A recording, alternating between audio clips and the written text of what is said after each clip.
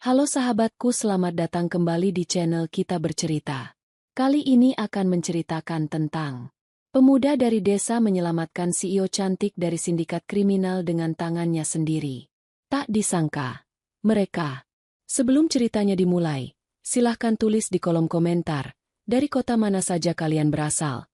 Jangan lupa tekan like dan subscribe, agar channel ini bisa berkembang, dan bisa memberikan cerita yang lebih menarik lagi. Di lantai tertinggi sebuah gedung pencakar langit yang membelah awan ibu kota, berdiri seorang wanita menatap pemandangan kota di bawahnya. Namanya Aurel.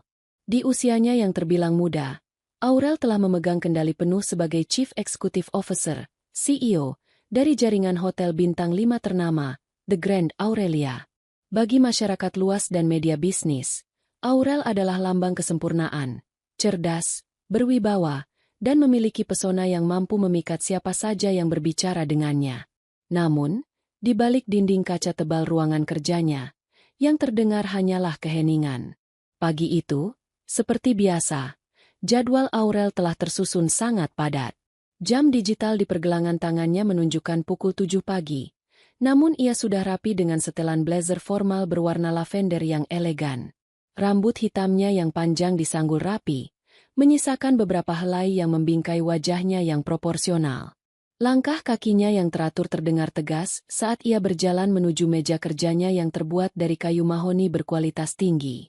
Di atas meja tersebut, beberapa gawai canggih dan tumpukan dokumen laporan keuangan bulanan dari berbagai cabang hotel sudah menanti untuk diperiksa. "Selamat pagi, Ibu Aurel," sapa sekretaris pribadinya dengan nada penuh hormat saat memasuki ruangan setelah mengetuk pintu terlebih dahulu. Ia membawa secangkir teh chamomile hangat dan sebuah gawai tablet yang berisi agenda hari ini. "Selamat pagi. Bagaimana persiapan untuk rapat pemegang saham siang nanti?" tanya Aurel. Suaranya terdengar lembut, namun memiliki ketegasan alami yang membuat bawahannya selalu segan sekaligus kagum. "Semua berkas laporan performa kuartal kedua sudah siap, Ibu. Tim kreatif juga sudah merampungkan konsep pembaruan interior untuk hotel cabang utama kita di pusat kota," jawab sang sekretaris dengan lugas. Aurel mengangguk pelan seraya tersenyum tipis. "Bagus. Pastikan tidak ada detail yang terlewat. Kita menjual kenyamanan dan kemewahan, jadi pelayanan terkecil pun harus mencerminkan standar tertinggi." Setelah sekretarisnya pamit keluar, Aurel menghela napas panjang. Ia menyesap teh hangatnya perlahan, membiarkan aromaterapi dari teh tersebut menenangkan pikirannya sejenak.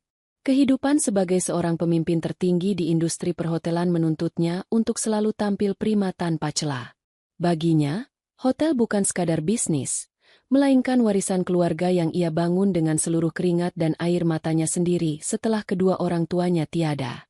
Setiap hari, kehidupan Aurel dikelilingi oleh kemegahan.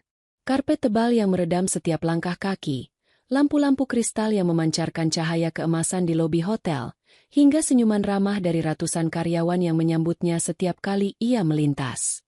Aurel sangat mencintai pekerjaannya. Ia menikmati proses bagaimana menyambut tamu dari berbagai belahan dunia dan memberikan mereka pengalaman menginap yang tak terlupakan. Namun, di tengah semua kemewahan dan hiruk-pikuk kota besar yang tidak pernah tidur itu, ada satu ruang kecil di sudut hati Aurel yang terasa kosong. Ketika malam tiba dan seluruh agenda kerja telah usai, ia seringkali pulang ke rumahnya yang besar namun sepi. Di sana, tidak ada orang yang menantinya dengan pertanyaan tulus tentang bagaimana harinya berlalu. Teman-teman di sekelilingnya rata-rata adalah rekan bisnis yang berbicara berdasarkan angka, profit, dan investasi. Hubungan sosialnya terasa sangat transaksional. Aurel seringkali merindukan sebuah kesederhanaan. Sesuatu yang jujur, tanpa topeng kemewahan, dan tanpa embel-embel jabatan, CEO, di depan namanya. Ia ingin dihargai dan disayangi hanya sebagai Aurel, seorang wanita biasa. Siang harinya, rapat besar berjalan dengan sangat sukses. Presentasi yang dibawakan Aurel memukau para investor. Keputusannya yang visioner dalam mengembangkan sayap bisnis hotel ke area-area wisata baru mendapat tepuk tangan meriah. Keberhasilan ini semakin mengukuhkan posisinya sebagai salah satu pengusaha wanita paling berpengaruh tahun ini. Selesai rapat, Aurel memutuskan untuk turun ke lobi utama hotel tanpa pengawalan ketat seperti biasanya. Ia ingin melihat langsung interaksi antara stafnya dengan para tamu. Dengan langkah anggun, ia menyusuri koridor marmer yang berkilau.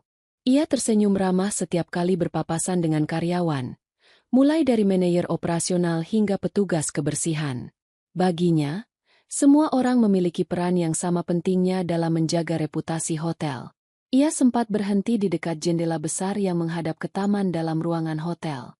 Di sana terdapat pancuran air kecil yang mengalir tenang, dikelilingi oleh tanaman hijau yang segar. Suara gemercik air itu seolah menjadi oase di tengah penatnya atmosfer kota. Aurel memejamkan mata sejenak, menikmati ketenangan tersebut sebelum ia harus kembali ke rutinitasnya yang serba cepat.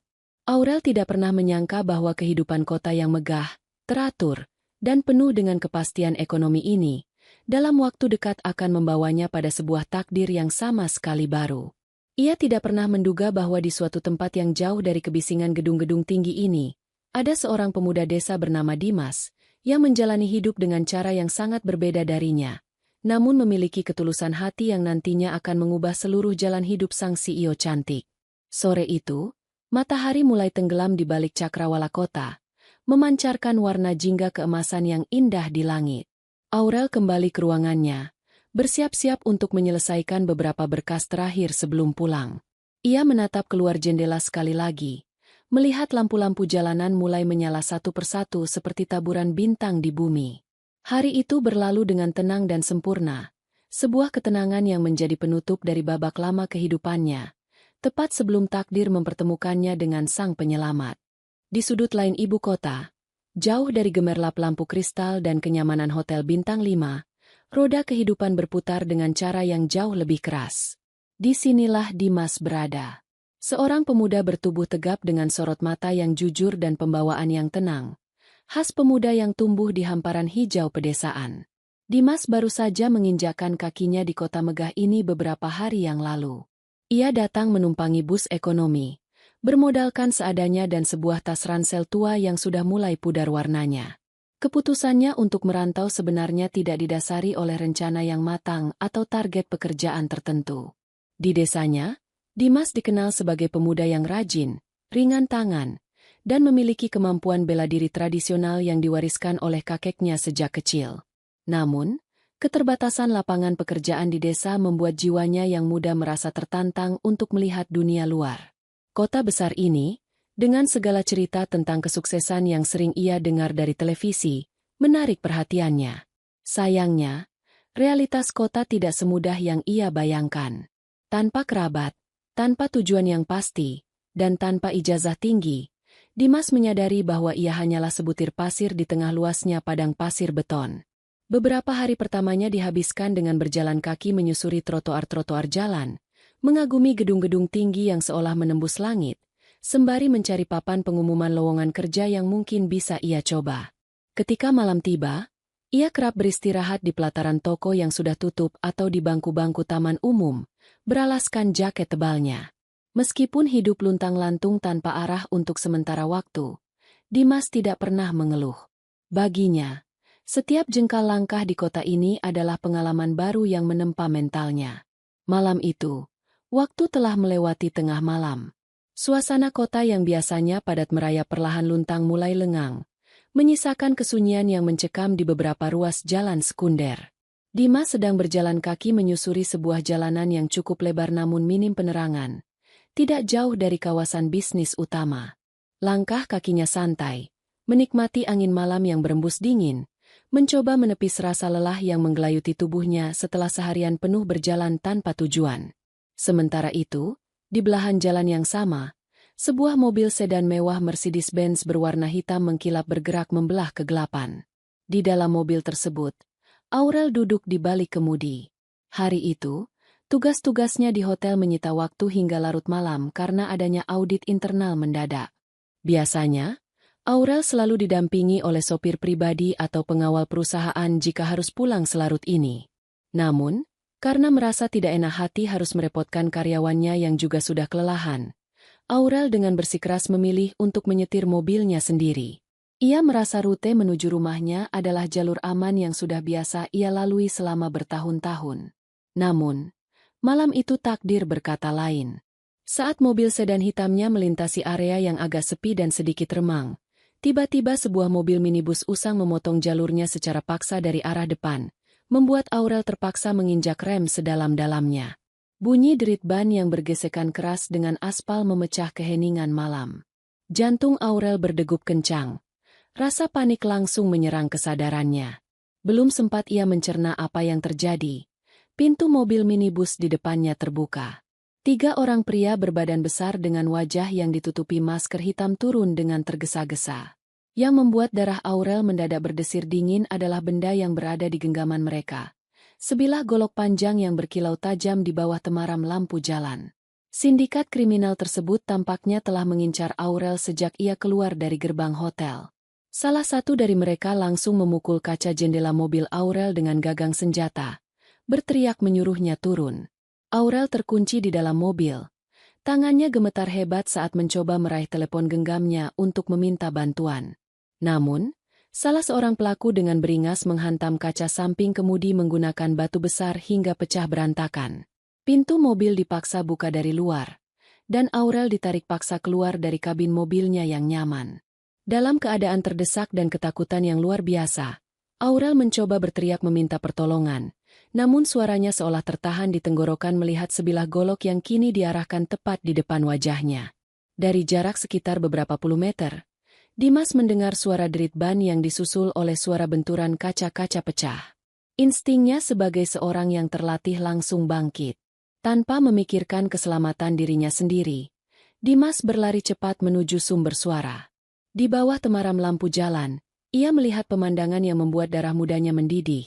Seorang wanita berpakaian rapi, yang tidak lain adalah Aurel, sedang dikepung dan diancam oleh 3 pria bersenjata tajam. "Hei! Lepaskan dia!" teriak Dimas dengan suara yang lantang dan penuh penekanan, menggema di sepanjang jalanan sepi tersebut. Ketiga penjahat itu menoleh secara bersamaan, terkejut melihat kehadiran seorang pemuda asing yang berani mencampuri urusan mereka. Salah satu dari mereka, yang memegang golok paling panjang, mendengus meremehkan. "Jangan ikut campur, bocah. Pergi dari sini kalau kamu masih sayang nyawa." Gertaknya sambil mengayunkan senjata tajamnya ke udara untuk menakut-nakuti.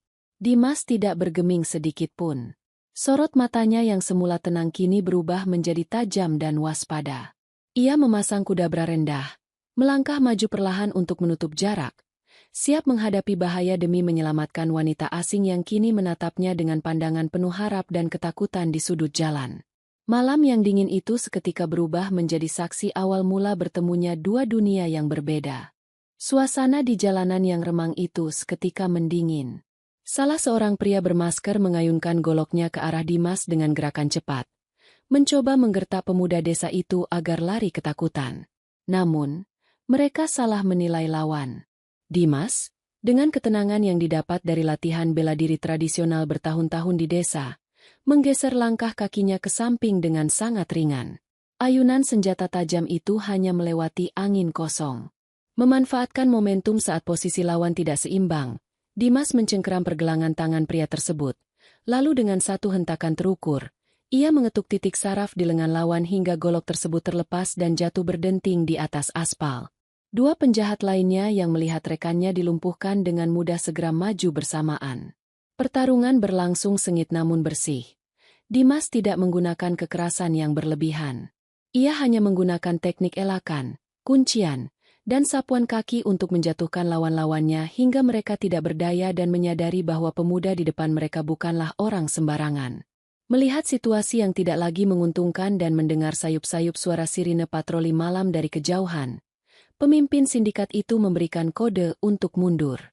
Dengan bersusah payah, mereka memapah rekan mereka yang kesakitan, lalu segera masuk ke dalam minibus dan tancap gas meninggalkan tempat kejadian, menyisakan kepulan asap dan keheningan yang perlahan kembali.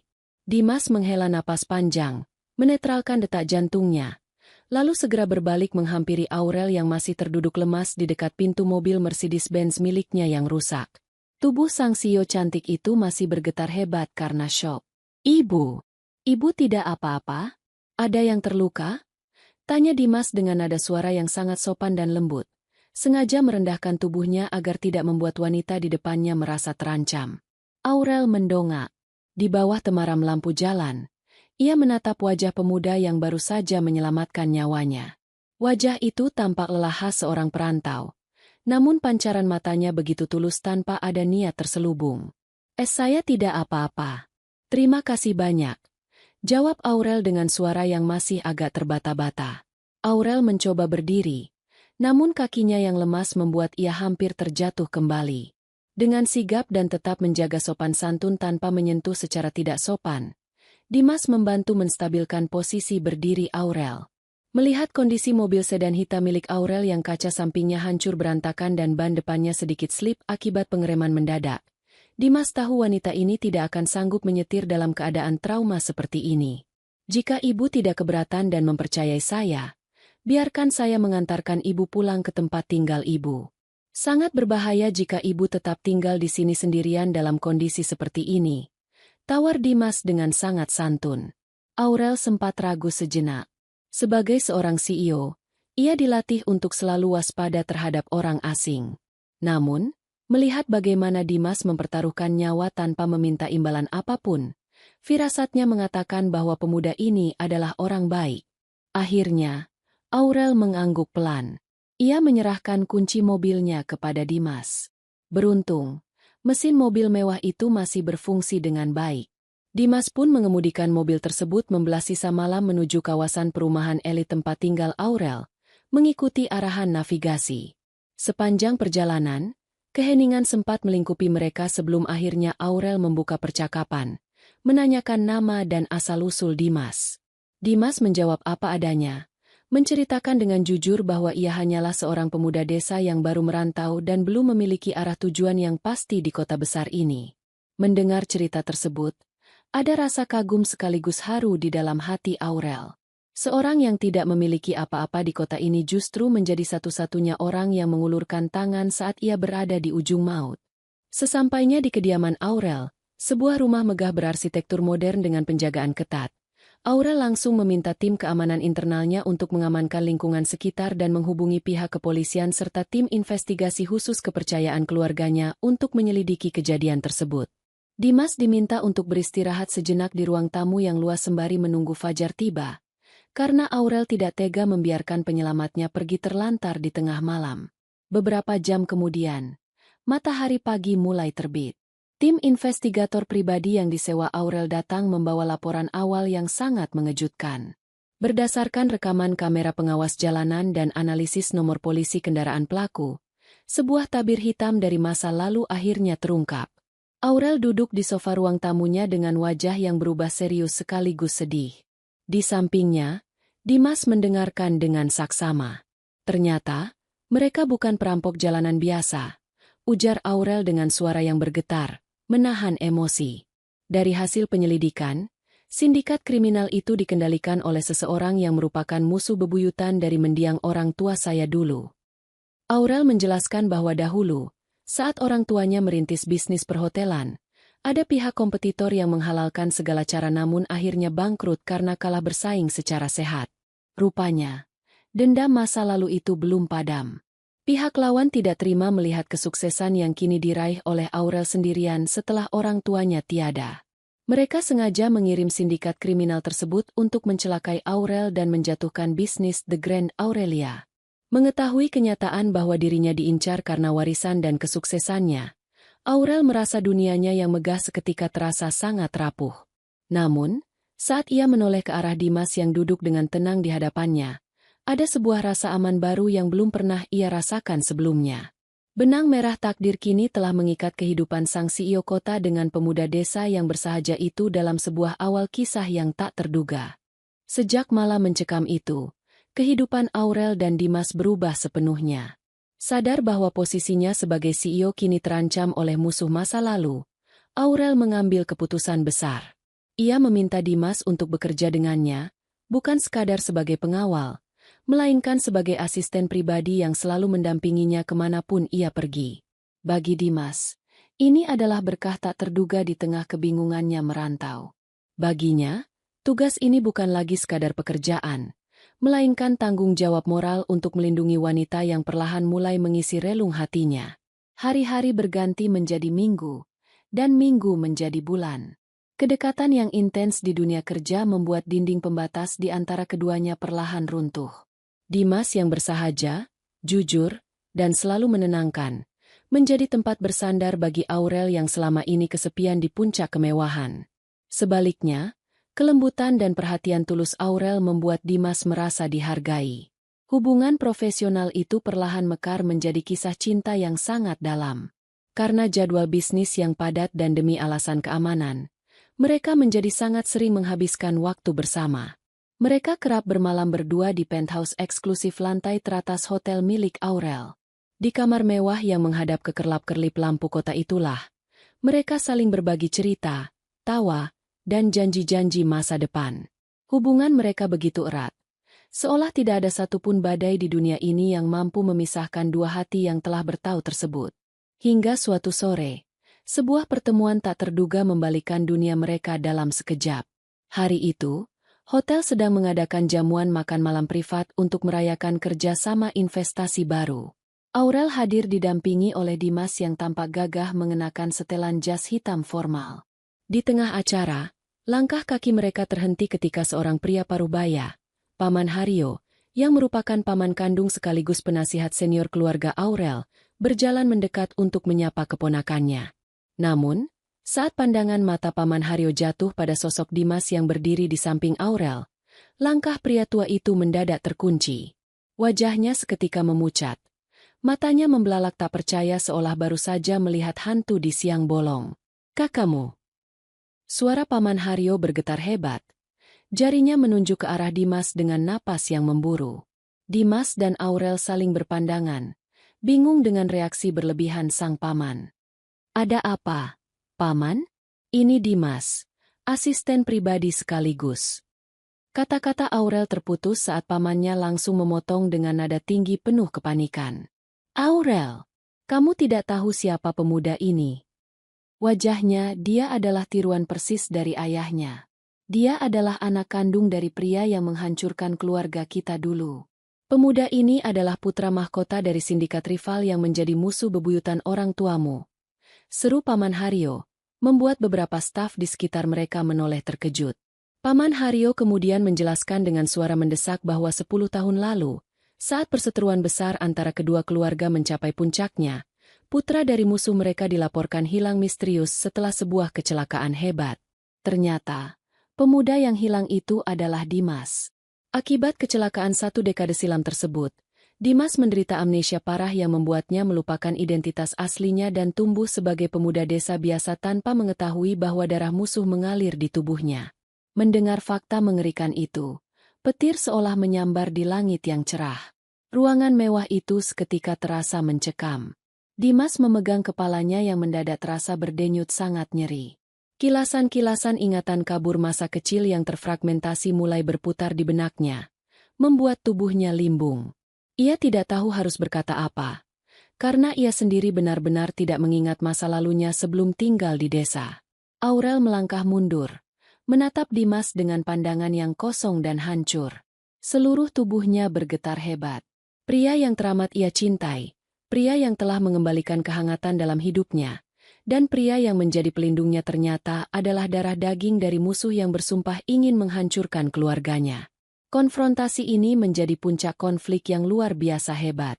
Namun, di tengah badai kebenaran yang menghantam ego dan sejarah kelam keluarga mereka, ada satu kenyataan lain yang membuat hati Aurel semakin koyak dan tak berdaya.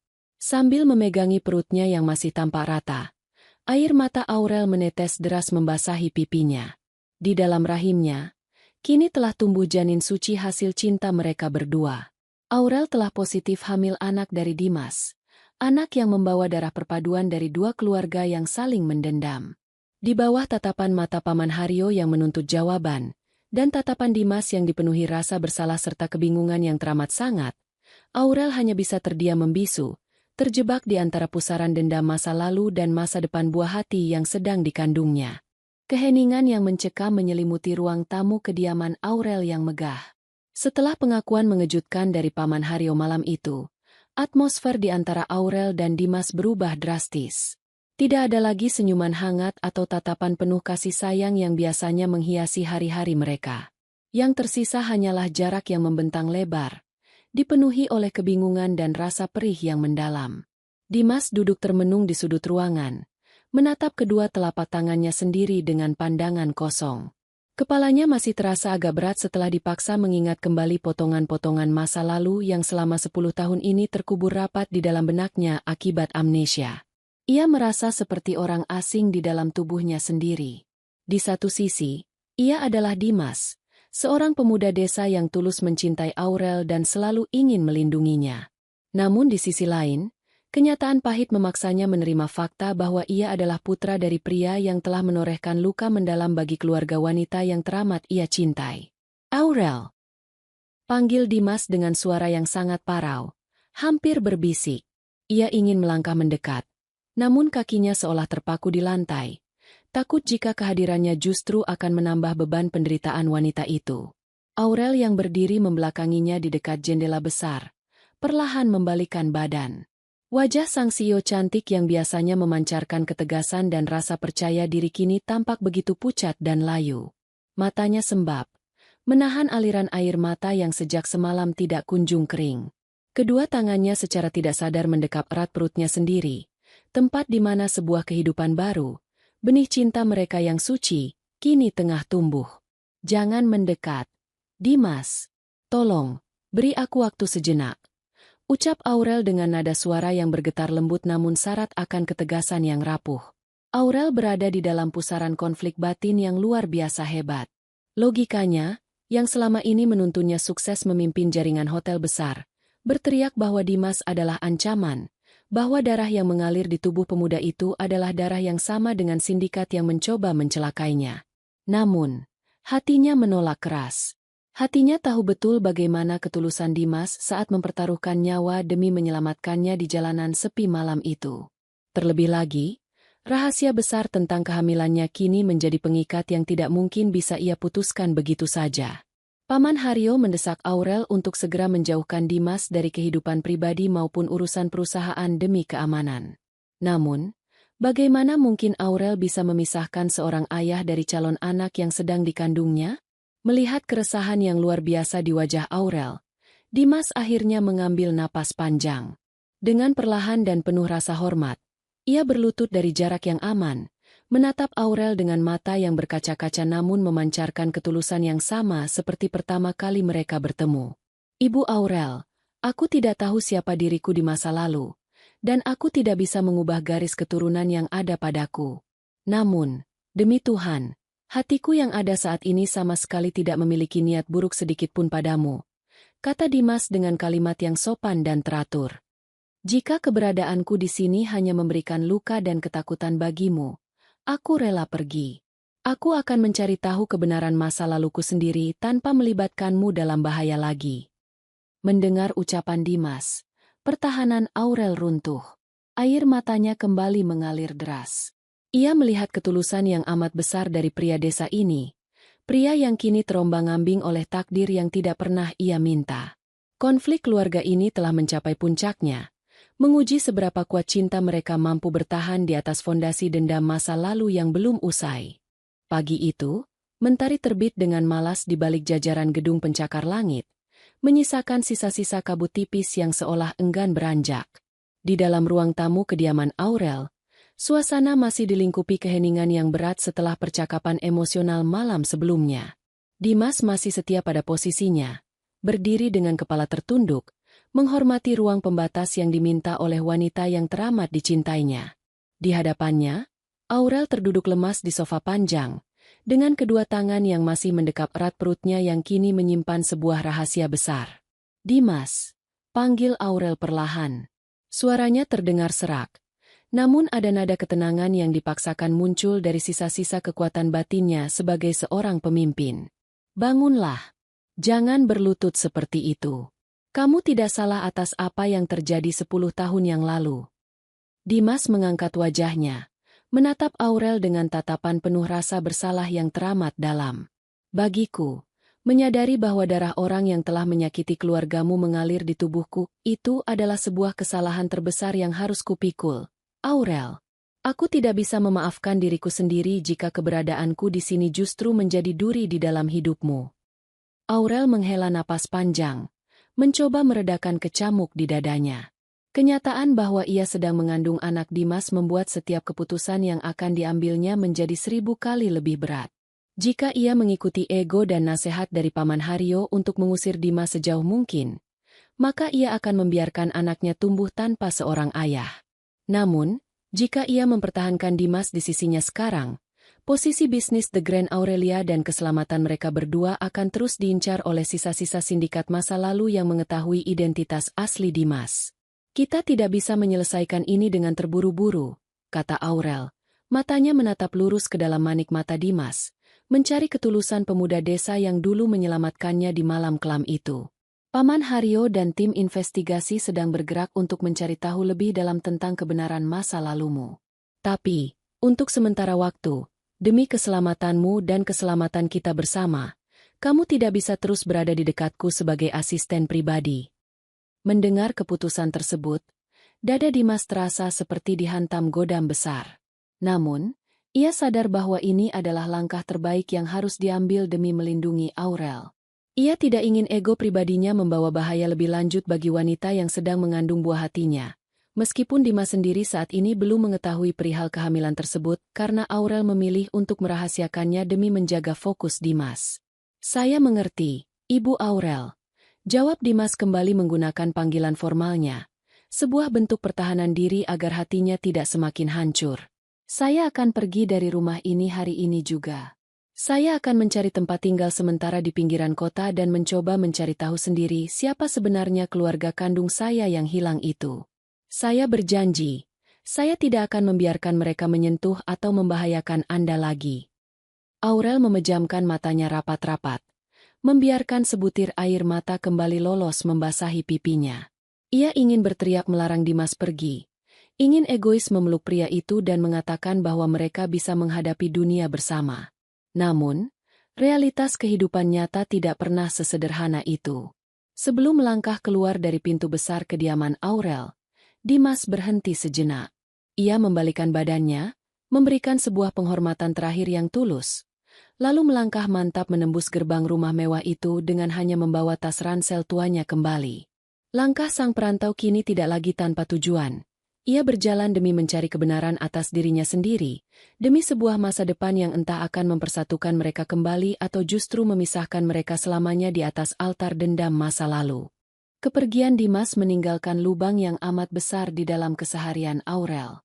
Kompleks perumahan mewah yang biasanya terasa aman, kini terasa asing dan sunyi tanpa kehadiran sosok pemuda bersahaja yang selalu siap melindunginya. Namun, sebagai seorang pemimpin tertinggi di The Grand Aurelia, Aurel tidak boleh membiarkan kesedihan pribadinya terlihat oleh publik.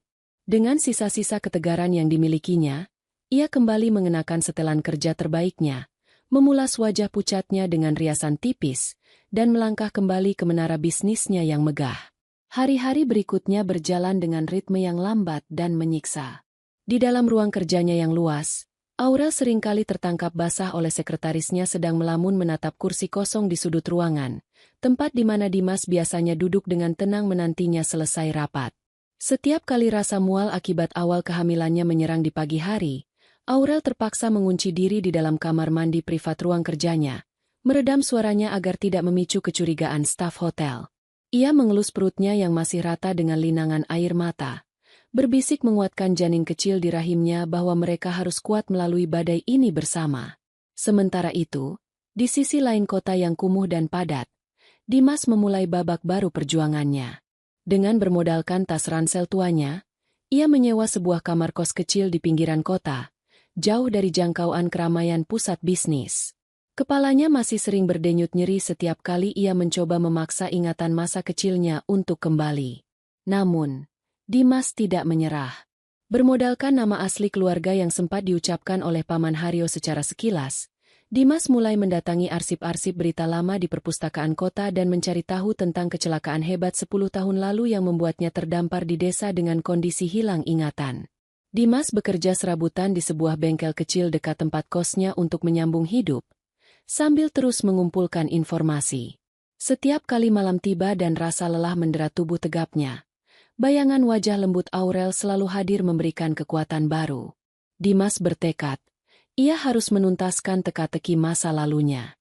Ia harus memastikan apakah keluarganya yang dahulu memang murni berniat jahat, atau ada kesalahpahaman besar yang sengaja diciptakan oleh pihak ketiga untuk mengadu domba kedua keluarga besar mereka.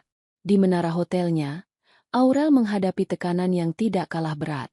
Paman Haryo mulai sering mendatangi ruang kerjanya, mendesak Aurel untuk segera menandatangani berkas-berkas pengalihan aset pengamanan hotel kepada pihak ketiga yang direkomendasikan sang paman dengan alasan demi keselamatan Aurel. Kamu harus waspada, Aurel. Pemuda desa itu bisa saja kembali kapan saja membawa dendam ayahnya. Kita harus memperketat semua lini bisnis kita, ujar Paman Haryo suatu siang dengan nada mendesak. Aurel menatap pamannya dengan pandangan menyelidik. Di tengah kabut konspirasi masa lalu ini, insting bisnis dan naluri seorang ibu membuat Aurel mulai merasa ada yang janggal dengan sikap pamannya yang terlalu terburu-buru memanfaatkan situasi ini untuk mengambil alih kendali keamanan. Sembari memegang dokumen di mejanya, tangan kiri Aurel secara refleks kembali menyentuh perutnya. Ia tahu, ia tidak boleh lengah. Ia harus bertahan, demi hotel warisan orang tuanya, dan demi masa depan anak Dimas yang kini tengah dikandungnya di balik megahnya dinding kaca ibu kota. Waktu terus bergulir tanpa permisi, membawa perubahan yang perlahan namun pasti dalam kehidupan dua insan yang terpisah jarak tersebut. Di dalam kamar kosnya yang sederhana, Dimas duduk di lantai dengan tumpukan kliping koran lama yang berhasil ia salin dari perpustakaan daerah. Sinar lampu pijar yang temaram menerangi guratan lelah di wajahnya. Setelah berminggu-minggu menelusuri berita 1 dekade lalu, ia akhirnya menemukan sebuah artikel mengenai kecelakaan tunggal yang menimpa mobil keluarga pengusaha 10 tahun silam. Di dalam artikel itu disebutkan bahwa putra mahkota keluarga tersebut, yang diakini adalah dirinya sendiri, dinyatakan hilang dan diasumsikan tenggelam di sungai pinggir kota. Namun, yang membuat dahi Dimas berkerut dalam adalah sebuah catatan kecil di halaman bawah berita susulan. Di sana tertulis bahwa rem mobil tersebut diduga sengaja disabotase oleh pihak internal, bukan karena persaingan bisnis murni dengan keluarga Aurel. Penemuan awal ini bagaikan secercah cahaya di dalam lorong gelap ingatan Dimas. Ada konspirasi lain yang jauh lebih besar, dan ia bertekad untuk menyusun kembali kepingan teka-teki ini demi membersihkan namanya di hadapan Aurel. Sementara itu, di menara megah The Grand Aurelia, Aurel harus menghadapi tantangan fisik dan mental yang semakin menguras energinya. Usia kehamilannya kini telah memasuki bulan ketiga. Perubahan fisik mulai sulit untuk disembunyikan. Meskipun ia selalu mengenakan blazer yang sedikit lebih longgar dari biasanya, guratan kelelahan dan frekuensi dirinya yang sering terlambat menghadiri rapat pagi karena morning sickness mulai memicu desas-desus di kalangan staf senior. Siang itu, Paman Haryo kembali datang ke ruang kerja Aurel tanpa memberitahu terlebih dahulu. Ia melangkah masuk dengan setelan formalnya yang rapi, membawa map tebal berisi dokumen pengalihan sistem keamanan yang sejak lama ia desak agar segera ditandatangani oleh Aurel.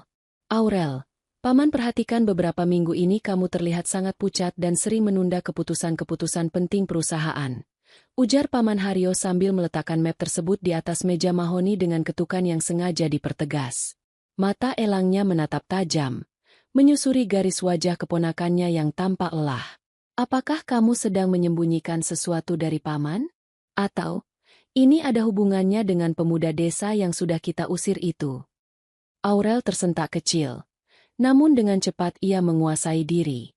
Ia menyandarkan punggungnya pada kursi kerja, mencoba menciptakan jarak aman agar pamannya tidak menyadari tangannya yang secara refleks sempat bergerak ingin melindungi bagian perutnya. Saya hanya kurang istirahat karena mengurusi laporan audit kuartal ketiga, Paman.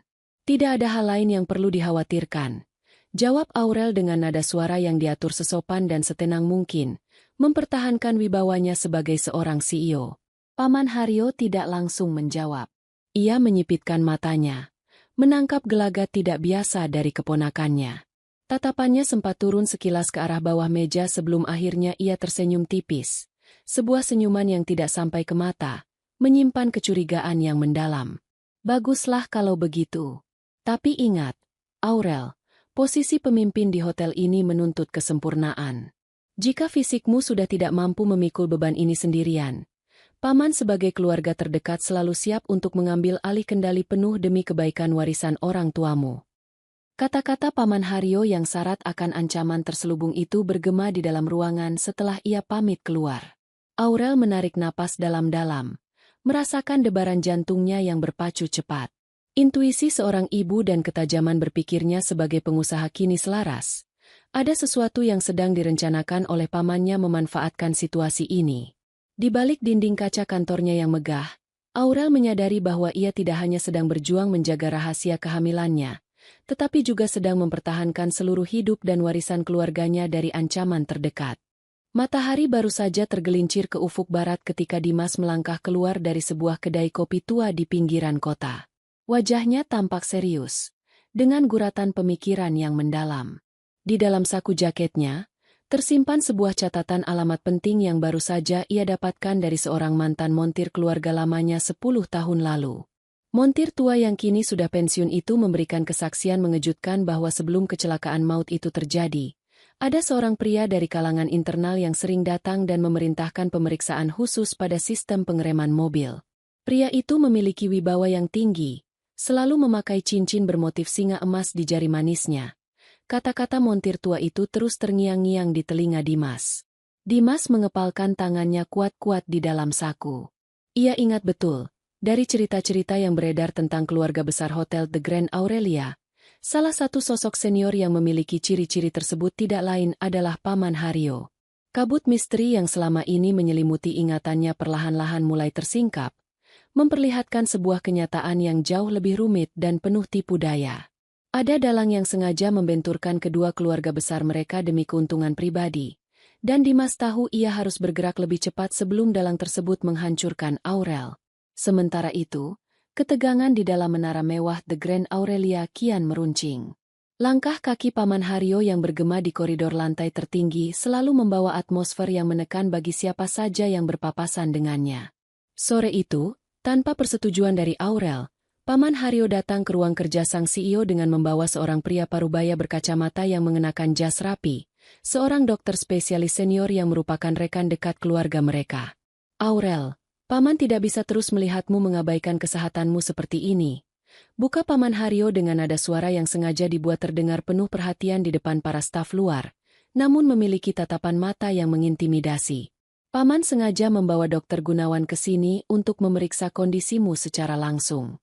Sebagai pimpinan tertinggi, kita tidak boleh membiarkan ada spekulasi buruk di kalangan pemegang saham mengenai kesehatanmu. Aurel yang sedang memeriksa dokumen keuangan bulanan mendadak menegang. Jantungnya berdegup kencang, memikirkan janin di dalam rahimnya yang kini sudah memasuki usia rawan. Jika Dokter Gunawan memeriksanya saat ini juga, maka rahasia besar tentang kehamilannya akan langsung terbongkar di hadapan pamannya. Terima kasih atas perhatiannya, Paman. Namun, saya baru saja menjadwalkan pemeriksaan medis rutin dengan dokter pribadi saya akhir pekan ini. Jadi, untuk saat ini, pemeriksaan di ruang kerja rasanya tidak begitu diperlukan dan kurang etis bagi privasi saya. Jawab Aurel dengan nada suara yang tetap santun, tegas, dan penuh wibawa khas seorang pemimpin. Ia berdiri dari kursi kerjanya, mencoba menunjukkan bahwa fisiknya masih sangat bugar. Dokter Gunawan tampak memandang Paman Haryo, menunggu instruksi selanjutnya. Paman Haryo tersenyum tipis, sebuah senyuman dingin yang membuat bulu kuduk Aurel meremang. Privasimu tentu berharga, Aurel. Tapi Paman rasa, menolak pemeriksaan medis sederhana dari dokter keluarga terpercaya justru akan memicu pertanyaan besar bagi kami semua. Apa sebenarnya yang sedang kamu sembunyikan di dalam ruangan ini? Desak Paman Haryo, melangkah satu langkah lebih dekat ke arah meja kerja Aurel. Aurel menarik napas dalam-dalam, tangan kanannya mencengkeram tepi meja mahoni dengan kuat untuk menyembunyikan getaran di jarinya, sementara tangan kirinya berada di balik blazer, bertumpu pas di atas perutnya. Di dalam ruang kerja yang megah namun terasa seperti sangkar emas itu, Aurel menyadari bahwa jaring rahasia yang ia bangun perlahan-lahan mulai dirapatkan oleh sang paman, menguji batas kekuatannya sebagai seorang ibu dan seorang CEO. Atmosfer di dalam ruangan kerja Aurel yang luas kian terasa menyesakan. Sorot mata Paman Haryo yang tajam dan menyelidik seolah hendak menembus pertahanan diri sang CEO muda. Di sebelahnya, Dokter Gunawan berdiri dengan tenang sembari menjinjing tas medisnya, menunggu kepastian. Aurel tahu, satu langkah salah saja yang ia ambil saat ini, maka seluruh rahasia yang ia simpan, rapat rahasia tentang janin di rahimnya yang merupakan anak dari Dimas, akan hancur berantakan di tangan pria yang kini sedang haus akan kekuasaan. "Paman," kata Aurel. Suaranya terdengar sangat tenang meski jantungnya bertalu-talu di dalam dada. Ia menatap lurus pada manik mata Paman Haryo tanpa ada keraguan.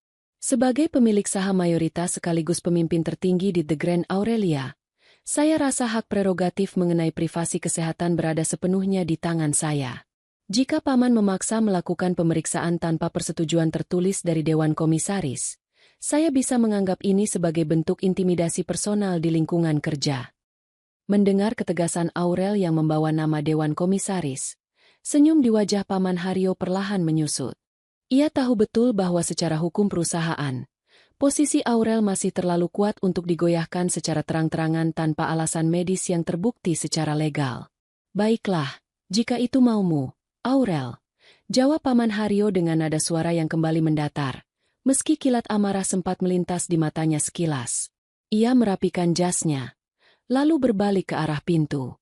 "Paman hanya berharap keputusanmu untuk menunda ini tidak menjadi penyesalan di kemudian hari.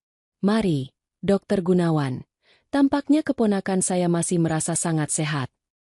Begitu pintu jati besar itu tertutup rapat, menyisakan keheningan di dalam ruangan, seluruh kekuatan Aurel seolah menguap. Tubuhnya limbung, dan ia terpaksa berpegangan pada tepi meja mahoni agar tidak terjatuh. Ia terduduk di kursinya dengan napas yang memburu. Tangan kirinya mengelus perutnya dengan lembut. "Kita aman untuk saat ini," bisiknya lirih dengan air mata yang mulai menggenang di sudut mata. Sementara itu, di lantai bawah hotel, sebuah pergerakan rahasia sedang terjadi. Dimas, dengan mengenakan topi pet dan jaket gelap untuk menyamarkan identitasnya, berhasil menyusup masuk melalui pintu belakang khusus karyawan, sebuah rute yang sangat ia pahami saat masih bekerja sebagai asisten pribadi Aurel. Ia sengaja menghindari kamera pengawas utama, bergerak dengan senyap di antara koridor-koridor servis hotel. Informasi dari montir tua mengenai cincin bermotif singa emas milik Paman Haryo membuat Dimas tidak bisa tinggal diam di pinggiran kota lagi. Ia tahu Aurel berada dalam bahaya besar dari orang terdekatnya sendiri. Dimas harus memperingatkan Aurel, bukan lagi sebagai seorang kekasih atau pemuda desa yang kebingungan, melainkan sebagai seorang pelindung yang kini mulai memahami jaring konspirasi yang mengikat masa lalu mereka berdua. Dimas menunggu dengan sabar di dekat lorong sepi yang menghubungkan ruang kerja Aurel dengan lift privat. Ketika melihat sekretaris Aurel berjalan menjauh untuk mengambil berkas ke lantai bawah, Dimas memanfaatkan kesempatan itu. Dengan langkah cepat dan tenang, ia mendekati pintu ruang kerja sang CEO, mengetuknya dengan ritme khusus yang hanya diketahui oleh mereka berdua saat masih bersama dulu. Di dalam ruangan, Aurel yang mendengar ketukan tersebut seketika mendongak. Jantungnya berdegup kencang, mengenali ritme yang sangat akrab di telinganya. Dengan tangan yang sedikit bergetar, ia berjalan mendekati pintu dan membukanya perlahan. Sosok pemuda tegap yang selama berminggu-minggu ini ia rindukan kini berdiri tepat di hadapannya, menatapnya dengan pandangan penuh kekhawatiran dan ketulusan yang mendalam. Pertemuan di ambang pintu itu menjadi awal dari babak baru perjuangan mereka di tengah badai rahasia yang kian memuncak. Aurel tertegun di ambang pintu. Tangannya membeku pada gagang pintu jati yang kokoh. Sosok di hadapannya nyata, Dimas, dengan tatapan mata teduh yang sama, namun kini memancarkan kecemasan yang jauh lebih pekat. Tanpa suara, Aurel menarik lengan Dimas perlahan agar segera masuk, lalu mengunci pintu ruang kerja dari dalam. Di dalam keheningan ruangan yang luas itu, keduanya berdiri saling berhadapan, seolah waktu mendadak berhenti berputar. "Dimas, mengapa kamu nekat kembali ke sini? Tempat ini sudah tidak aman untukmu," bisik Aurel dengan nada suara yang bergetar, bercampur antara rasa lega yang amat sangat dan ketakutan akan keselamatan pemuda itu. Dimas perlahan membuka topinya, menatap Aurel dengan pandangan lurus. "Saya tahu, Ibu Aurel. Tapi saya tidak bisa tinggal diam di pinggiran kota sementara orang yang paling berbahaya justru berada di dalam lingkaran terdekat Anda. Saya datang untuk membawa sebuah kebenaran tentang kecelakaan 10 tahun lalu. Dimas kemudian menceritakan dengan runtut dan sopan mengenai hasil penyelidikannya dari montir tua keluarga lamanya. Ia menjelaskan tentang keterlibatan seorang pria berwibawa yang mengenakan cincin bermotif singa emas, ciri khas yang merujuk kuat pada Paman Haryo. Dimas menjelaskan bahwa perseteruan antara kedua keluarga mereka kemungkinan besar adalah sebuah skenario yang sengaja diciptakan oleh sang paman demi menguras kekayaan dan menguasai lini bisnis dari kedua belah pihak secara perlahan. Mendengar penuturan Dimas, Aurel menyandarkan tubuhnya pada meja kerja. Kepingan-kepingan teka-teki mengenai sikap mendesak Paman Haryo akhir-akhir ini, termasuk insiden pemaksaan dokter medis beberapa menit lalu, seketika menjadi masuk akal. Jadi, selama ini kita semua hanyalah pion di dalam permainan kuasanya. Gumam Aurel dengan tatapan kosong. Rasa syok yang bertubi-tubi membuat tubuh Aurel mendadak lemas. Ia kehilangan keseimbangan dan hampir terjatuh jika saja Dimas tidak dengan sigap maju selangkah untuk menahan lengannya. Saat tubuh mereka berdekatan, tangan Dimas secara tidak sengaja menyentuh lembut bagian perut Aurel yang tersembunyi di balik blazer longgarnya. Di saat yang bersamaan, Dimas merasakan kehangatan yang berbeda, dan ia mendapati Aurel secara refleks mendekap perutnya sendiri dengan protektif. Dimas menarik tangannya perlahan, matanya turun menatap ke arah perut Aurel, lalu kembali menatap wajah wanita itu yang kini memerah dengan air mata yang mulai berlinang. Sebagai seorang pemuda yang memiliki kepekaan rasa yang tinggi, ada sebuah insting alami yang berbisik di dalam dadanya. "Aurel!" panggil Dimas. Kali ini tanpa embel-embel formalitas jabatan. Suaranya bergetar hebat, dipenuhi oleh sebuah kesadaran baru yang sangat mengejutkan. "Apakah ada sesuatu yang sedang kamu sembunyikan dariku? Sesuatu tentang dirimu dan kita?" Aurel memalingkan wajahnya, mencoba menahan isak tangis yang siap pecah. Namun, melihat ketulusan dan binar mata Dimas yang menuntut kejujuran, ia tahu tidak ada gunanya lagi menyembunyikan takdir ini dari ayah kandungnya. Aurel menatap kembali mata Dimas, mengangguk pelan sembari menuntun tangan tegap Dimas untuk bersandar tepat di atas perutnya. "Benar, Dimas. Di dalam sini, ada anakmu. Dia sudah berusia 3 bulan. Ucap Aurel lirih dengan air mata yang mengalir deras.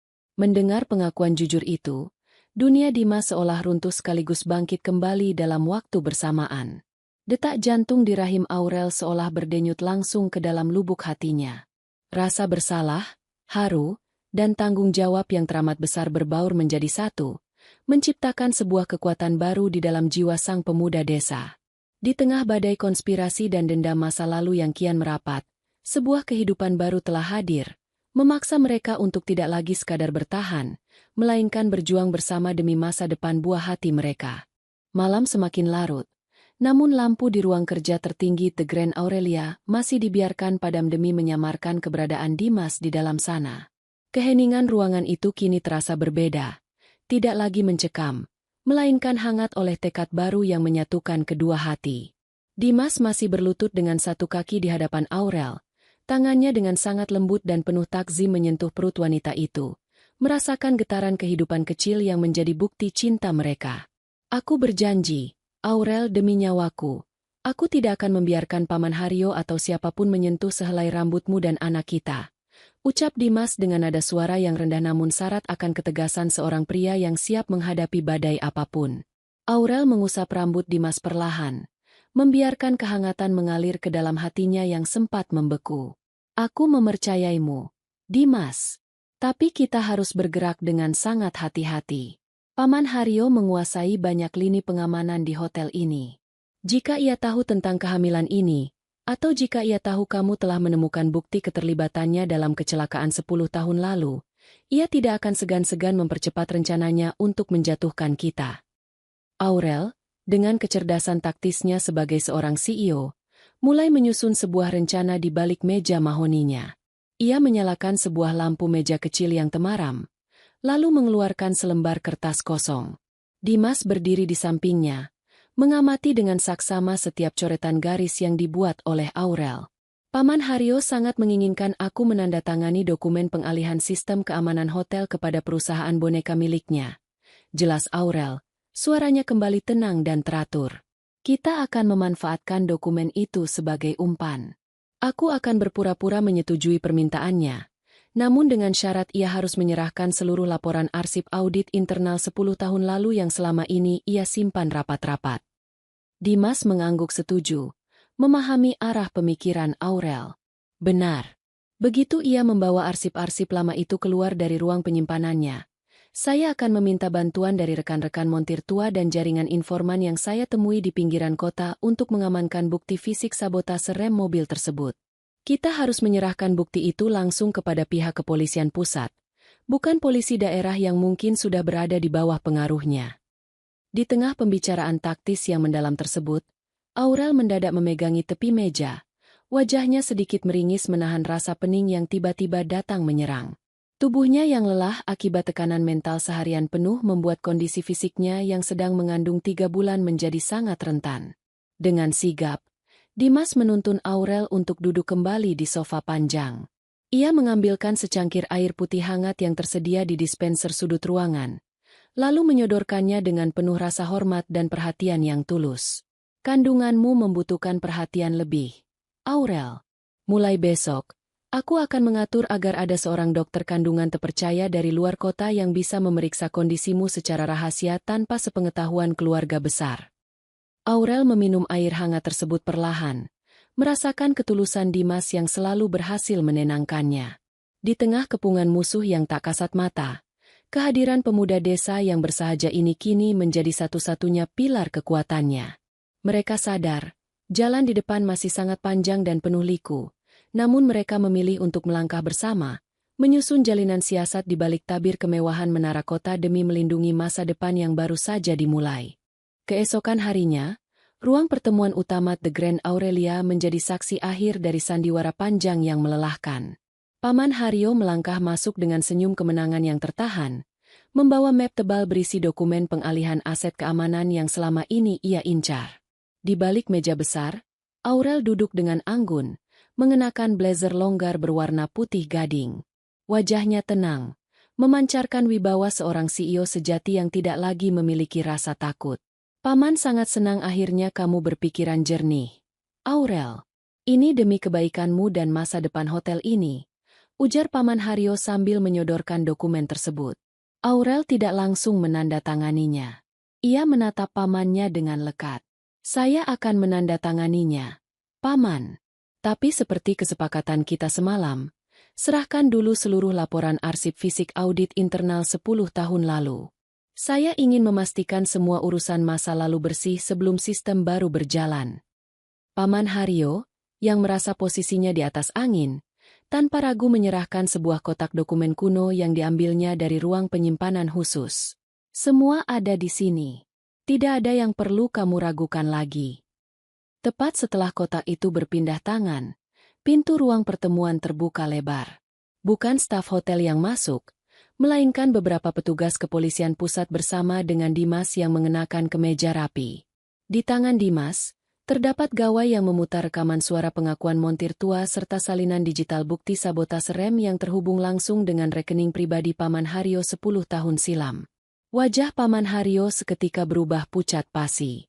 Tubuhnya bergetar hebat saat petugas kepolisian melangkah maju dan menunjukkan surat perintah penangkapan atas dugaan konspirasi kriminal dan sabotase masa lalu. Pria parubaya yang selama ini menjadi dalang permusuhan dua keluarga itu akhirnya tidak berkutik. Jaring kebohongannya runtuh di bawah menara kembar yang begitu ia puja. Sebelum dibawa keluar, ia menatap Dimas dengan pandangan kekalahan yang mutlak. Setelah ruang pertemuan kembali sepi, ketegangan yang selama ini mengikat pundak Aurel seketika menguap. Dimas berjalan mendekat dengan langkah perlahan, lalu berlutut di samping kursi Aurel. Tidak ada lagi jarak formalitas. Tidak ada lagi ketakutan akan ancaman masa lalu. Semuanya sudah selesai. Aurel, kebenaran telah terungkap, dan nama baik kita telah bersih. Bisik Dimas dengan suara yang serak menahan haru. Aurel tidak mampu lagi membendung air matanya. Tangisnya pecah, bukan karena kesedihan, melainkan karena rasa syukur yang teramat besar yang membuncah dari dalam dadanya. Ia meraih kedua tangan tegap Dimas, lalu membawanya untuk bersandar di atas perutnya yang kini mulai menonjol kecil. Terima kasih, Dimas. Terima kasih telah menyelamatkanku, tidak hanya malam itu di jalanan sepi, tapi juga menyelamatkan seluruh hidupku dan anak kita. Ucap Aurel di sela isak tangisnya yang mengharukan. Dimas mengecup punggung tangan Aurel dengan penuh takzim dan air mata yang turut menetes di pipinya. Pemuda desa yang merantau tanpa arah itu, kini telah menemukan tujuan hidup yang sesungguhnya. Ia tidak hanya berhasil membersihkan sejarah kelam keluarganya, tetapi juga siap menjadi pelindung sejati bagi wanita yang dicintainya dan calon buah hati mereka. Beberapa bulan kemudian, di taman dalam ruangan hotel yang hijau dan tenang, sebuah pernikahan sederhana namun syarat akan kesakralan digelar. Jauh dari hiruk-pikuk pesta mewah kota, Aurel berdiri dengan gaun putih yang anggun, bersanding dengan Dimas yang menatapnya dengan penuh cinta. Di balik jendela kaca besar, matahari sore memancarkan sinar jingga yang hangat, seolah merestui bersatunya dua hati yang sempat rombang-ambing takdir. Badai telah berlalu, meninggalkan fajar kedamaian yang baru bagi rumah tangga sang CEO cantik dan pemuda desa yang bersahaja. Dari kisah tadi, kita belajar bahwa setiap perjalanan hidup selalu membawa pesan yang berharga. Semoga ada hikmah yang bisa kita petik bersama hari ini. Kalau kalian suka dengan cerita seperti ini, silakan tekan tombol like dan subscribe sebagai bentuk dukungan kamu untuk channel ini. Terima kasih sudah meluangkan waktu kalian. Tetaplah menjadi bagian dari channel Kita Bercerita ini, dan sampai jumpa di kisah inspiratif berikutnya.